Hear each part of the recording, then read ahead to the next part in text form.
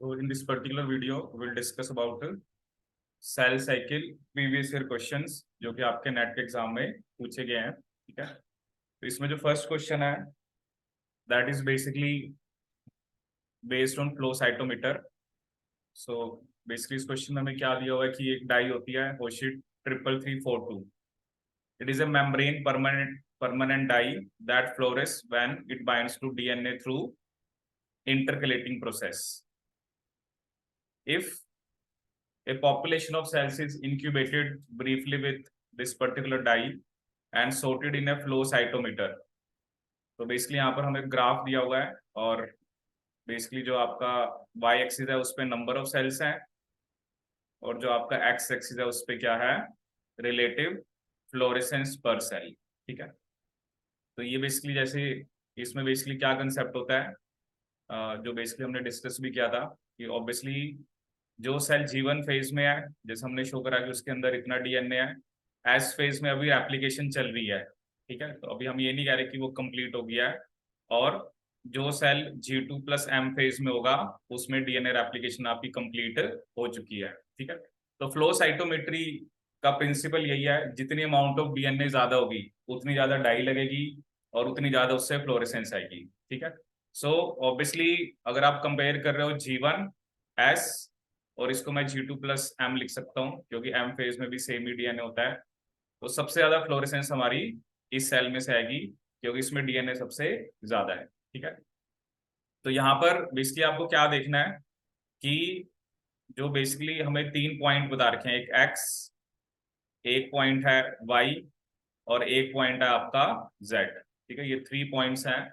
तो अब यहाँ पर बच्चों को कंफ्यूजन क्या होती है कि वो नंबर ऑफ सेल्स, बेसिकली आप एक्सिस को गलत रीड कर जाते हो, आपको देखना है रिलेटिव फ्लोरेसेंस पर सेल। ठीक है ना, तो ऐसा तो हम यहाँ पे कुछ बता नहीं सकते कि बेसिकली कि सेल्स सेल्स भी चलो हम यहाँ पर ग्राफ से तो बता सकते हैं कि जो एक्स वाले हैं वो सबसे ज्यादा है, वाई जेड वाले उससे कम है, वाई वाले सबसे कम है। ठीक है, बट ओवर हेयर हमें क्या देखना होता है, रिलेटिव फ्लोरेसेंस पर सेल। ठीक है, तो अगर आप एक्स एक्सिस पे देख रहे हो तो सबसे ज्यादा फ्लोरेसेंस कौन से सेल्स में आ रही है, जो जेड पे है। ठीक है, उससे कम वाई और सबसे कम एक्स।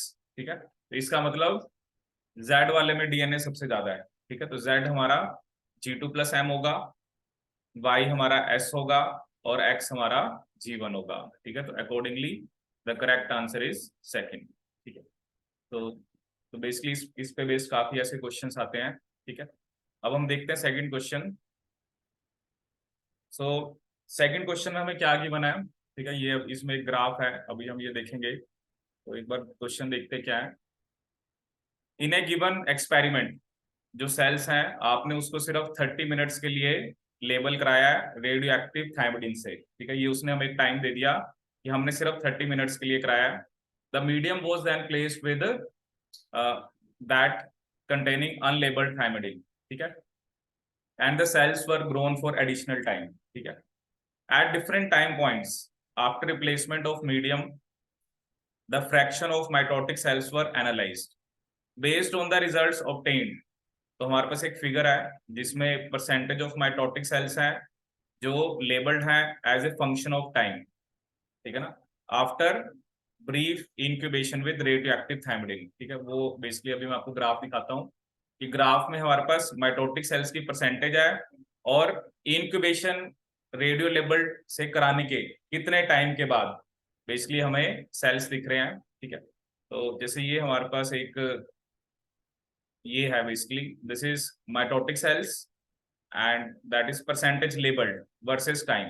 ठीक है, तो जैसे मान लो ये 1 आवर लिखा हुआ है, ये 5 आवर, ये 10 आवर, 15, 20, 25, 30 एंड 35 आवर्स। ठीक है, तो हमें इस ग्राफ को एनालाइज करना है। ठीक है, कि बेसिकली हो क्या रहा है। ठीक है, तो पहले एक बार आप इस ग्राफ को बनाइए, फिर हम इसको एनालाइज करते हैं।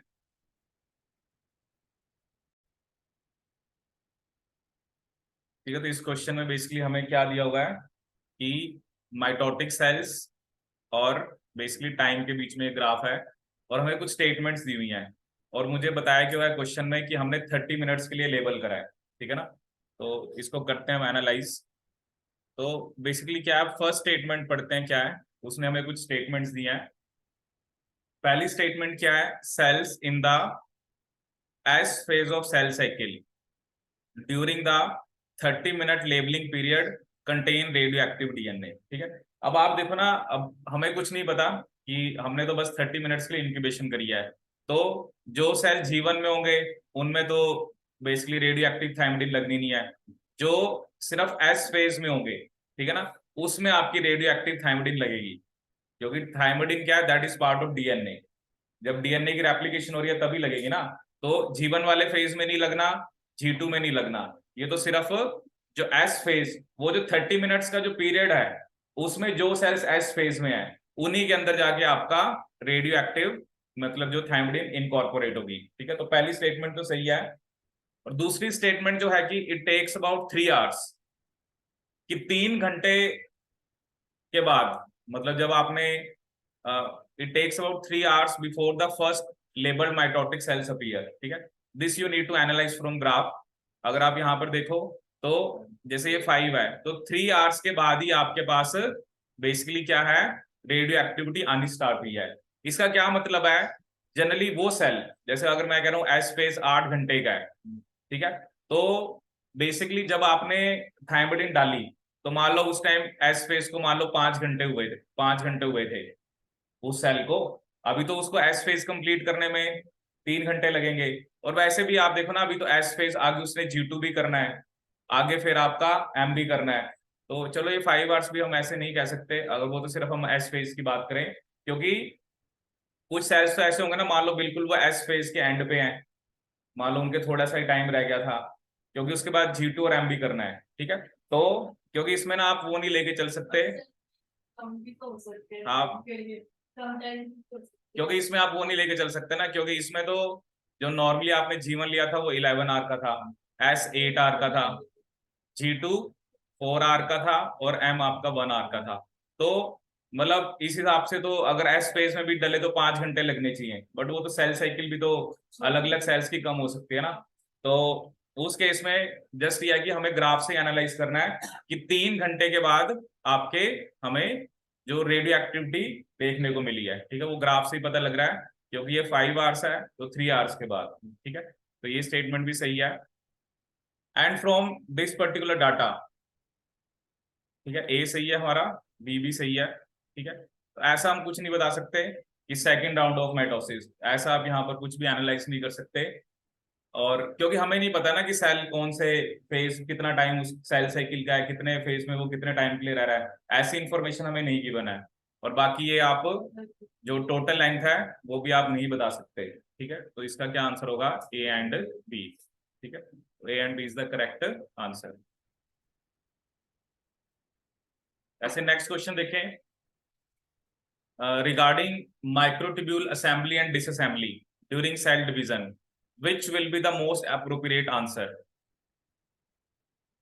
तो इसका जनरली क्या आंसर होगा कि जो काइनेटोकोर माइक्रोट्यूब्यूल्स होते हैं, काइनेटोकोर माइक्रोट्यूब्यूल्स कौन से होते हैं, जो जो क्रोमोसोम में जो काइनेटोकोर होता है, मतलब जिन माइक्रोट्यूब्यूल के साथ हमारे क्रोमोसोम अटैच होते हैं, and we have this information, chromosomes में जो सेंट्रोमियर होता है उसके साथ काइनेटोकोर लगे होते हैं, and with the help of that kinetochore they bind with spindle fibres. ठीक है, ये मैंने आपको बताया भी था कि kinetochore microtubules polymerise at the plus end up to anaphase.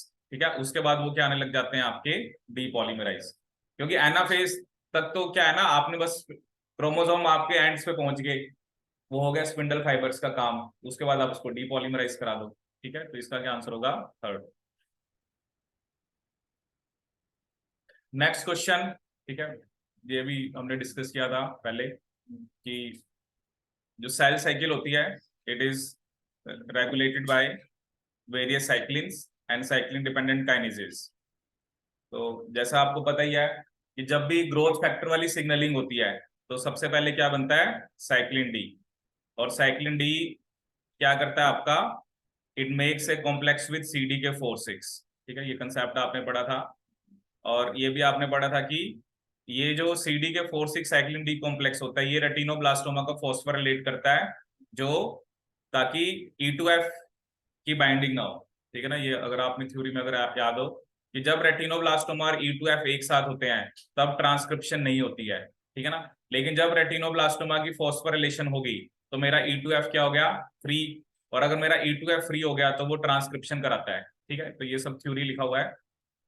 In a particular cell type there is mutation in retinoblastoma, कि रेटिनोब्लास्टोमा में एक ऐसी म्यूटेशन है कि उसकी फॉस्फोरिलेशन हो ही नहीं सकती, ठीक है ना। तो इसका मतलब क्या है, वो E2F के साथ बाइंड रहेगा, ठीक है ना, क्योंकि फॉस्फोरिलेशन होती है तब उससे E2F अलग होता है। लेकिन वो क्या कर रहा है कि रेटिनोब्लास्टोमा जो है वो बेसिकली आपका फॉस्फोरिलेट हो ही नहीं सकता। तो उस केस में क्या होगा, क्योंकि पहले साइक्लिन डी चाहिए होता है फिर साइक्लिन ई चाहिए होता है। अब जब बेसिकली आपका रेटिनोब्लास्टोमा की फॉस्फोरिलेशन ही नहीं होगी तो आगे वाले साइक्लिन्स बनेंगे ही नहीं, ठीक है ना। क्योंकि अगर आपको याद हो हमने साइक्लिन पढ़ा था, तो पहले आपको डी चाहिए होता है, फिर ई चाहिए होता है, फिर एस फेज में ए चाहिए होता है, और लास्ट में जाके आपको साइक्लिन बी, जो कि हमारा CD C2 के साथ मिलके क्या बनाता है, मैचुरेशन प्रमोटिंग फैक्टर, ठीक है। तो इसमें सिंपल आंसर क्या आएगा, थर्ड। क्योंकि जब आगे वाले साइक्लिन्स बनने ही नहीं है, आगे वाले साइक्लिन्स तभी बनेंगे जब रेटिनोब्लास्टोमा की फॉस्फोरिलेशन होगी। तो there is a mutation in retinoblastoma कि उसकी फॉस्फोरिलेशन हो ही नहीं सकती। और उसकी फॉस्फोरिलेशन नहीं होगी तो क्या होगा, आगे वाले साइक्लिन्स आपके एक्सप्रेस नहीं करेंगे। There will be no change in the expression of cyclin E with time, ठीक है। तो इसका आंसर हो गया थर्ड। ऐसे ये भी एक नेक्स्ट क्वेश्चन, इसमें भी उसने हमसे क्या पूछा था कि साइक्लिन्स जो होती हैं वो रेगुलेटरी सब यूनिट्स हैं, और तो यहाँ पर क्या है, साइक्लिन्स क्या होती है हमारी रेगुलेटरी सब यूनिट्स, और CD के हमारे क्या होते हैं, कैटालिटिक सब यूनिट, ठीक है। तो यही हमने पढ़ा था कि आपको पहले साइक्लिन डी CD के 4 6 चाहिए होता है, फिर साइक्लिन ई CD के 2, फिर साइक्लिन ए CD के 2, और लास्ट में साइक्लिन बी और CD के 1, ठीक है। अब वो क्या कह रहा है, अगर हम साइक्लिन डी को नॉक डाउन कर दें बाय SHRNA, ठीक है ना। इस लाइन का क्या मतलब है, SHRNA क्या होता है आपका, शॉर्ट हेयर पिन RNA, ठीक है ना। SHRNA क्या होता है, शॉर्ट हेयर पिन RNA। और शॉर्ट हेयर पिन RNA को हम कहां पर यूज करते हैं, जीन साइलेंसिंग में। कहां पर यूज करते हैं, जीन साइलेंसिंग में, ठीक है। अब नॉकडाउन का मतलब क्या है, ऑब्वियसली क्या होता है ना, जैसे mRNA है, क्योंकि mRNA से क्या बनता है, प्रोटीन। mRNA से क्या बनता है आपका, प्रोटीन। तो जो साइक्लिन डी को बनाने वाला जो mRNA है, आपने उसी को क्या कर दिया, नॉकडाउन। मतलब अब साइक्लिन डी बनेगा ही नहीं, ठीक है ना। इस लाइन का क्या मतलब है, if it knock down cyclin D in a cell by SHRNA, इसका क्या मतलब है, अब साइक्लिन डी बनेगा ही नहीं। अब आपको पता है, अगर आप ये, वैसे तो हमें ये याद भी होना चाहिए कि सेल साइकिल में होता क्या है, अगर ये नहीं भी दिया होता, पहले आपको साइक्लिन डी चाहिए फिर बाद में साइक्लिन ई चाहिए, ठीक है ना। अब साइक्लिन डी नहीं बन रहा, आपने साइक्लिन डी बनाने वाली जीन को ही RNA इंटरफेरेंस, ये जो जीन साइलेंसिंग होती है इसका क्या मतलब होता है, RNA इंटरफेरेंस। आपने उस जीन को क्या कर दिया, मतलब उसके mRNA को आपने डिग्रेड कर दिया, तो एक तरह से प्रोटीन नहीं बनेगा। अब साइक्लिन डी बनेगा ही नहीं, तो क्योंकि आगे आगे साइक्लिन ई तभी बनेगा जब ये, पहले ये वाला प्रोसेस होगा, जब साइक्लिन डी CD के 4 6 होगा। अब जब साइक्लिन डी ही नहीं है तो इसका क्या मतलब है आपका, कि जो आपका CD के 2 की जो एक्टिविटी है उसमें भी टाइम के साथ कोई चेंज नहीं आएगा। क्यों नहीं आएगा, क्योंकि पहले इतना फेज तो हो ना सेल साइकिल का, जब यही नहीं हो रहा तो there will be no change in the CD K 2 activity with time. तो नेक्स्ट क्वेश्चन क्या है, which of the statement about meiosis is not true, कि म्योसिस के बारे में कौन सी स्टेटमेंट ट्रू नहीं है। पहली स्टेटमेंट है, kinetochores of sister chromatid attached to opposite poles in meiosis 1. Is this statement is correct or incorrect? देखो क्या होता है ना, हमने meiosis 1 में क्या होता है कि जो होमोलोगस क्रोमोसोम्स होते हैं वो आपके अपोजिट पोल्स पे होते हैं, ठीक है। तो अगर आप कह रहे हो, अगर अगर आपके होमोलोगस क्रोमोसोम्स ही अपोजिट पोल्स पे हैं, तो देखो जो ये दो सिस्टर क्रोमैटिड हैं, जो ये दोनों है, ये दोनों सिस्टर क्रोमैटिड हैं, तो इनके काइनेटोकोर सेम पोल पे हैं, ठीक है ना। तो ये स्टेटमेंट इसलिए इनकरेक्ट है कि kinetochores of sister chromatid attach to opposite poles in meiosis one, ठीक है। हाँ, अगर वो यहाँ पे होमोलोगस क्रोमोसोम्स लिखता तब ये स्टेटमेंट सही होती। दूसरी statement, kinetochores of sister chromatid attach to opposite poles in meiosis two, ये करेक्ट है, क्योंकि मियोसिस टू में क्या होता है आपका,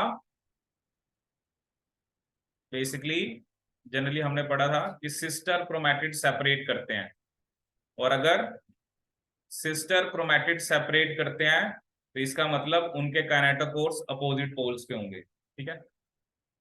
चाइस्मा, ठीक है, ये जो कायस्मेटा होता है ये आपने पढ़ा था, जो आपकी स्टेजेस होती हैं, कौन सी स्टेज पे कायस्मेटा बनता है, डिप्लोटीन पे, ठीक है। तो ये भी सही है, क्योंकि diplotene is part of prophase one, और होमोलोगस क्रोमोसोम सेग्रीगेट होते हैं मियोसिस वन में, तो ये भी सही है। तो इनकरेक्ट स्टेटमेंट हमारी कौन सी है, फर्स्ट, ठीक है।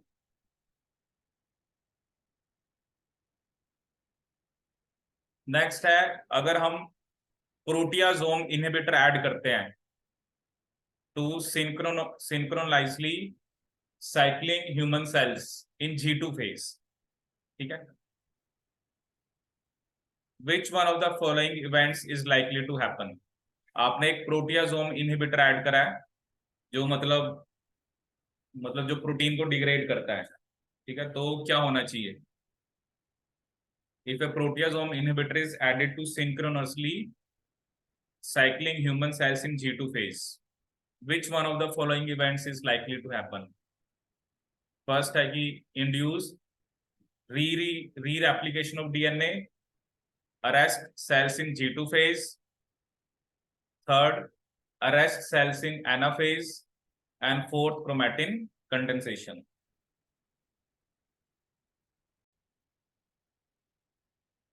ठीक है, तो इसमें देखते हैं क्या आंसर होना चाहिए। अब एक ऑप्शन क्या है, induced reapplication of DNA, arrest cells in G2 phase, arrest cells in anaphase, and block chromatin condensation, ठीक है। तो देखिए इसमें क्या आएगा आपका, कि जनरली जब हम बात करते हैं प्रोटियाजोम इनहिबिटर की, ठीक है ना, तो ये जो वर्ड आता है प्रोटियाजोम, तो बेसिकली प्रोटियाजोम की बात हम करते हैं जब एक तो हम साइक्लिन बी डिग्रेडेशन की बात कर रहे हैं, ठीक है, क्योंकि ये थ्योरी में हम पढ़ते हैं कि जब साइक्लिन बी की डिग्रेडेशन होती है तभी सेल मेरा मेटाफेज से कौन से फेज में जाता है, एनाफेज में, ठीक है। एक तो हम इसकी बात करते हैं, और दूसरी हम किसकी बात करते हैं, बेसिकली जो बाकी भी प्रोटीन्स थे, जैसे एक प्रोटीन था आपका PDS1, जो कि जिसको हम क्या बोलते हैं, सेक्योरिन, ठीक है। एक जो SSC1, जो कि बेसिकली था कोहेजिन। तो अगर, क्योंकि इन प्रोटीन्स को जो डिग्रेड करता है जनरली हमने पढ़ा था यूबिक्यूटिन लाइगेज, जिसे हम एनाफेज प्रमोटिंग कॉम्प्लेक्स बोलते हैं। तो आपने ऐड तो G2 में करा है, ठीक है, आपका प्रोफेज चलेगा, मेटाफेज चलेगा, ठीक है, लेकिन जो मेटाफेज से एनाफेज वाला ट्रांजिशन है वो नहीं हो पाएगा, तो सेल हमारा कौन सी स्टेज में रेस्ट हो जाएगा, एनाफेज में, ठीक है। So the right answer is third. Next question, ये सिंपल क्वेश्चन मियोसिस का, जो बेसिकली आप मियोसिस में पढ़ते हो, दो रेगुलेटरी पॉइंट होते हैं, one is diplotene of meiosis one, and second is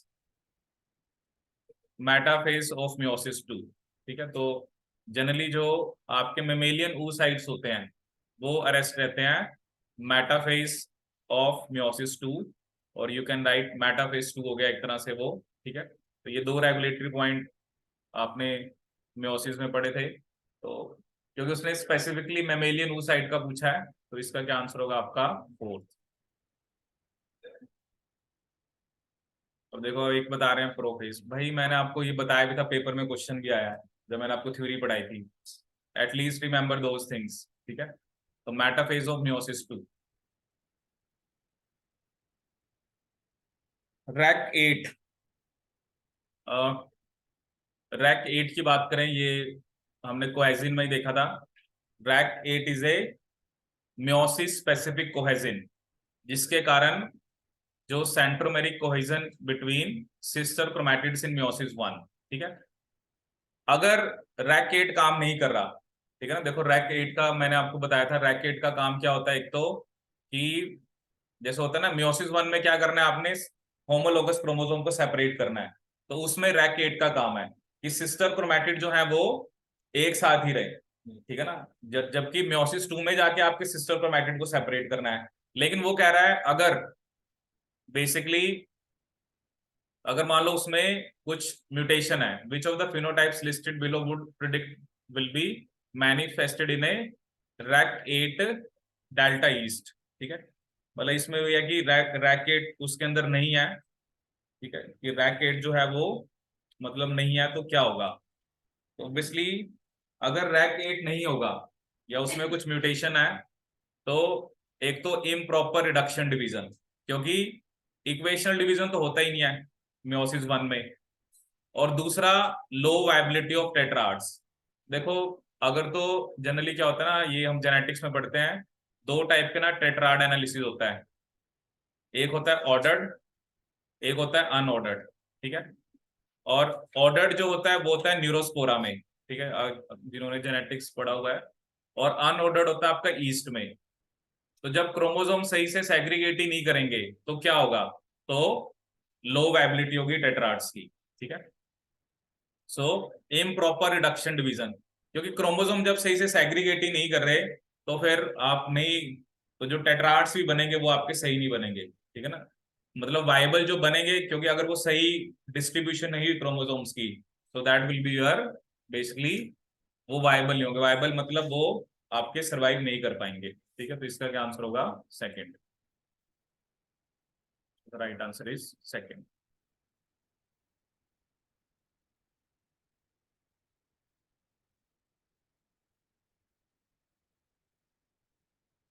the key determinant of the plane of cytokinesis in mammalian cells is the position of a central spindle।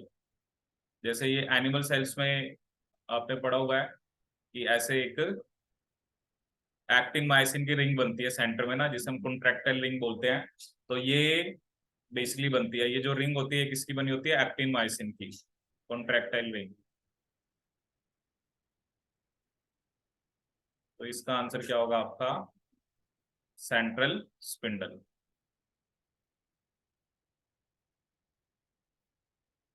Next question, so this is about mitotic index, ठीक है। तो करते हैं इस question को भी। इस question में हमें क्या दिया हुआ है, the frequency of cells in a population undergoing mitosis, जैसे जो भी टोटल नंबर ऑफ सेल्स हैं, मतलब उसमें से कितने सेल्स माइटोसिस दिखा रहे हैं, उस बेस पे हम क्या निकाल सकते हैं, length of cell cycle. In order to measure the cell cycle in the liver of the adult mouse by measuring the mitotic index, liver slices are prepared and stained to easily identify cells during mitosis. It was observed that only 3 out of 25,000 cells are found to be undergoing mitosis, ठीक है। Assuming that M phase lasts 30 minutes, ठीक है, calculate the approximate length of cell cycle in the liver of an adult mouse। कि 3 sales जो हैं वो 25,000 में से माइटोसिस दिखा रहे हैं, और एम फेज कितने मिनट्स का है, 30 मिनट्स का। तो आप लेंथ बताओ कि जो सेल साइकिल है उसकी लेंथ कितनी होगी।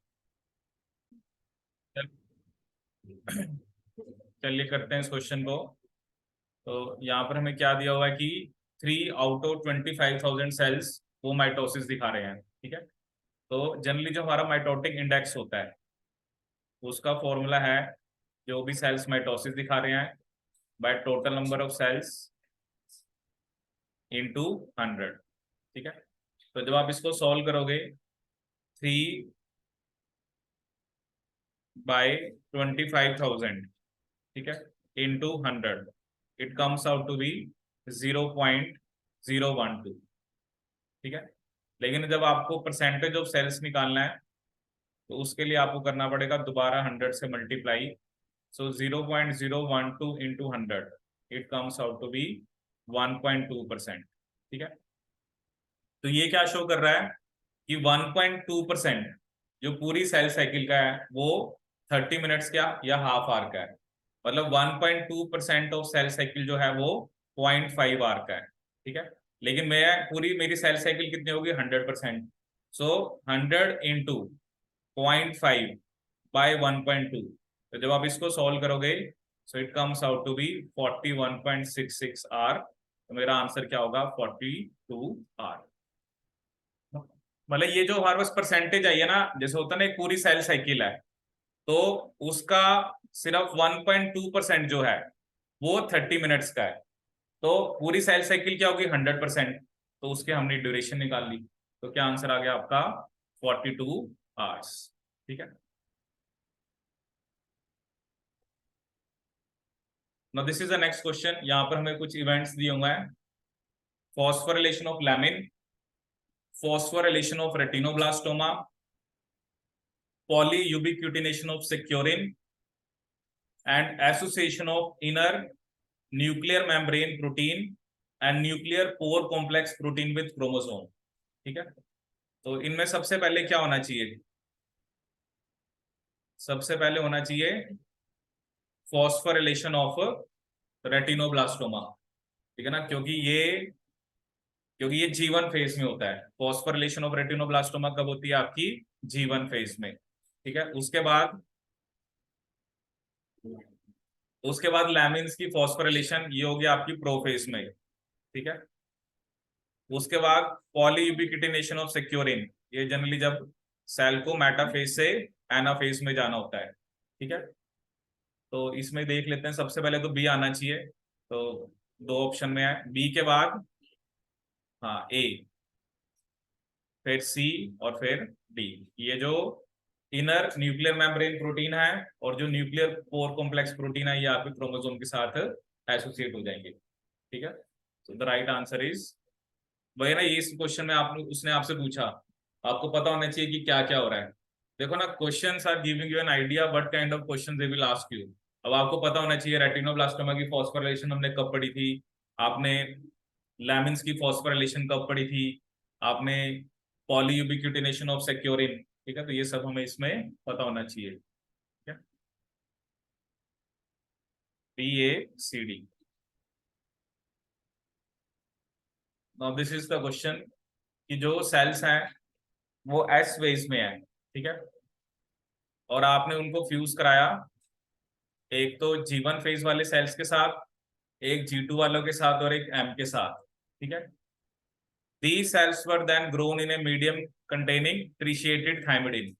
ठीक है, so maximal amount of freshly labeled DNA is likely to be obtained in S phase cells fused with, तो इसका क्या आंसर होगा आपका G1 फेज सेल्स, क्योंकि G2 वाले की तो रेप्लिकेशन पहले ही हो रखी है, एम वाले की भी हो, एम वाला भी अभी तो उसने रेप्लिकेशन दिखानी नहीं है, उसने तो माइटोसिस दिखाना है। ठीक है, और बहुत G1 G2 नहीं हो सकता, क्योंकि G1 वाला सेल अभी वो है जिसकी रेप्लिकेशन अभी होनी है। तो जब आप उसको एस फेज वाले सेल के साथ फ्यूज कराओगे तो वो आपका बेसिकली क्या करेगा कि उसी के अंदर रेडियो एक्टिव थायमिडिन आपकी ऐड होगी।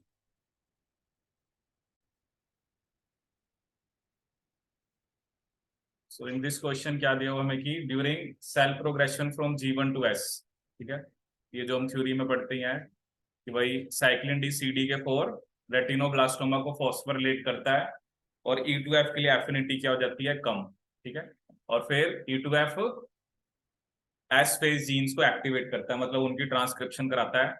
वो कह रहा है हमारे पास एक प्रोटीन है जो G1 फेज प्रोग्रेशन को अरेस्ट करता है। ठीक है ना, अब देखो अभी अगर आपको याद हो तो आपने G1 में हमें क्या क्या चाहिए, पहले तो CD के 4,6 साइक्लिन डी।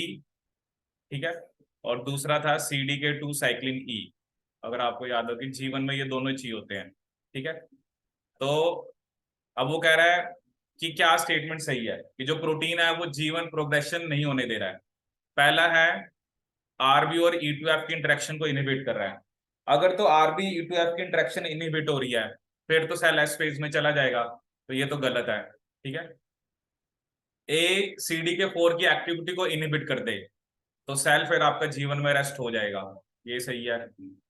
ए फॉस्फोरिलेट्स E2F, ठीक है ना, तो E2F की तो फॉस्फोरिलेशन की वैसे हम बात ही नहीं करते, क्योंकि ये तो हमें फॉस्फोरिलेशन जो करानी होती है वो रेटिनोब्लास्टोमा की करानी होती है, ना कि E2F की। ठीक है, और वो कह रहा है रेटिनोब्लास्टोमा को डिग्रेड कर दे। अब रेटिनोब्लास्टोमा डिग्रेड हो गया, फिर तब भी E2F आपका पहले से ही क्या है, वो फ्री है, तो फिर वो जाके आपकी मतलब उसमें जीवन फेज तो प्रोग्रेशन हो जाएगी। ठीक है, तो इसका क्या आंसर होगा कि ए सीडी के 4 की एक्टिविटी को इनहिबिट करता है। ठीक है, नेक्स्ट क्वेश्चन है mitotic cyclin CD K activity peaks in M phase, this is because option 1 है कि माइटोटिक साइक्लिन एम फेज में ही बनता है। दूसरा, threshold level of mitotic cyclin accumulates only in late G2. Third, cyclin subunit is activated by phosphorylation only in M phase. और fourth है कि kinase subunit is activated by dephosphorylation only in M phase. तो first statement है कि mitotic cyclin is synthesised only in M phase. ठीक है, तो ऐसा नहीं है। बेसिकली यहाँ पर जो माइटोटिक साइक्लिन है मतलब ये साइक्लिन बी की बात कर रहा है।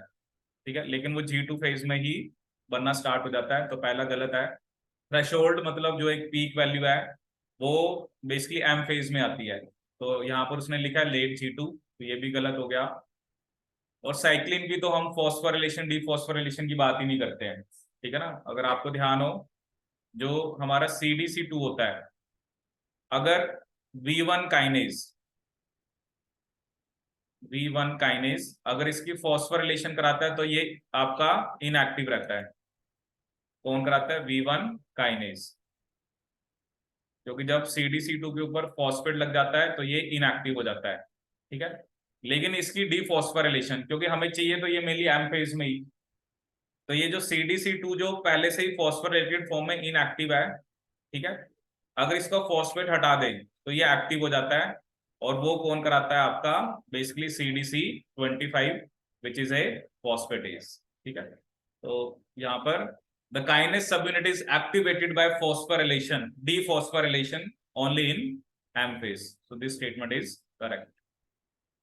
देखो जो जो आपने थ्योरी पढ़ा है आपके सामने उसका प्रैक्टिकल हुआ है। अगर तो हमें थ्योरी की एक एक पॉइंट पता है, अगर हमें थ्योरी की समझ है तभी आप क्वेश्चन को कर पाओगे, अदरवाइज आप नहीं ऐसी चीजों को कर पाओगे। ठीक है, तो जो भी पढ़ा है उसका हमें एग्जैक्ट बताओ। नेक्स्ट क्वेश्चन देखते हैं। ये क्वेश्चन है रिलेटेड टू शाइजोसैक्रोमाइसिस फॉम्बे। ठीक है, तो ये क्वेश्चन फिर आपका फैक्ट्स पे बेस्ड है।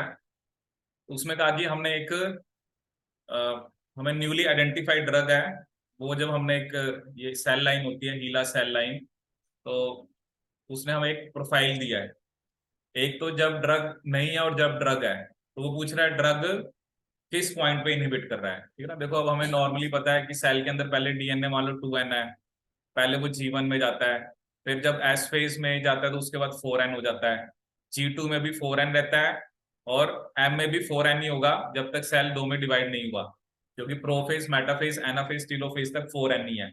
वो तो साइटोकाइनेसिस होता है तब सेल दो में डिवाइड होता है। अब जब ड्रग नहीं है तो सेल 2N फेज में भी है 4N में भी है, लेकिन जब ड्रग दिया तो 2N वाले, क्योंकि 2N वाले तो 4N में चले गए, अब 2N वाले फर्दर क्यों नहीं बन पा रहे हैं? क्योंकि जो ड्रग है वो G2/M को क्या कर रहा है? आपका G2/M जो फेज है उसे अरेस्ट कर रहा है, क्योंकि 4N के बाद आपको उसको डिवाइड भी कराना है ना, तो मतलब सेल आपका इस फेज में अरेस्ट हो गया।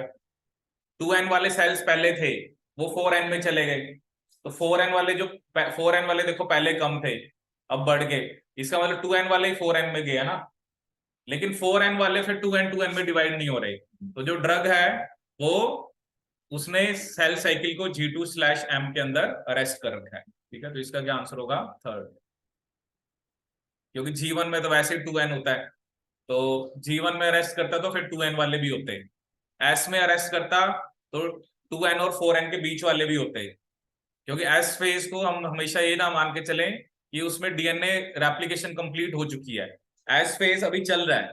तो जो चीज चल रही है तो उसमें अभी बेसिकली आपका टाइम तो मतलब आपको देखना पड़ता है कि किस टाइम पे आप देख रहे हो, ठीक है। तो ये सिंपल क्वेश्चन की metaphase to anaphase transition is regulated by degradation of cyclin B. Cyclin B की डिग्रेडेशन होती है जो कि यूबिक्यूटिन लाइगेज और एनाफेज प्रमोटिंग कॉम्प्लेक्स करता है, तभी सेल आपका मेटाफेज से एनाफेज में जाता है, ठीक है। Now this is the question जो कि यहाँ पर पूछा गया कि एक EGF5 है, ये वेल स्टडीड प्रोटीन है ज़िनोपस के अंदर। To understand the function of this particular protein in mammalian cells, एक रिसर्चर्स ने बेसिकली मेमेलियन सेल्स को लेट G2 फेज में EGF5 इनहिबिटर से ट्रीट कराया। मतलब लेट G2 फेज मतलब उसमें डीएनए रेप्लिकेशन तो हो चुकी है, ठीक है। अब हमें कुछ इमेजेस दे रखी हैं, ये तो कंट्रोल है और दूसरा क्या है EGF5 इनहिबिटर, ठीक है, कि उसकी प्रेजेंस में हमें क्या देखने को मिल रहा है, ठीक है। Based on the above information what function might be attributed to EGF during mitosis, ठीक है। अब देखो एक चीज अगर आपको पता हो, यहाँ पर हम किसकी बात करते हैं, ये जो होते हैं ये आपके ट्यूबुलिन्स होते हैं, ठीक है। तो यहाँ पे एक्टिन एक्टिन की तो बात ही नहीं करते हम, ये तो खत्म। कोई GPR सिग्नलिंग की नहीं हम बात करते माइटोसिस के टाइम पे, कोई माइटोकॉन्ड्रियल डायनामिक्स की बात नहीं करते, हम सिर्फ बात करते हैं motor activity. If you remember microtubules में हम किसकी बात करते हैं, कौन से प्रोटीन्स की बात करते हैं, काइनेसिन की जो प्लस एंड की तरफ जाता है, डायनिन जो माइनस एंड की तरफ जाता है। तो अगर कुछ ऐसा में तो मतलब माइक्रोट्यूब्यूल्स में कुछ ना कुछ सही से नहीं हुआ है, तो वो that may be attributed to the motor activity. तो बस क्या आंसर है इसका, थर्ड।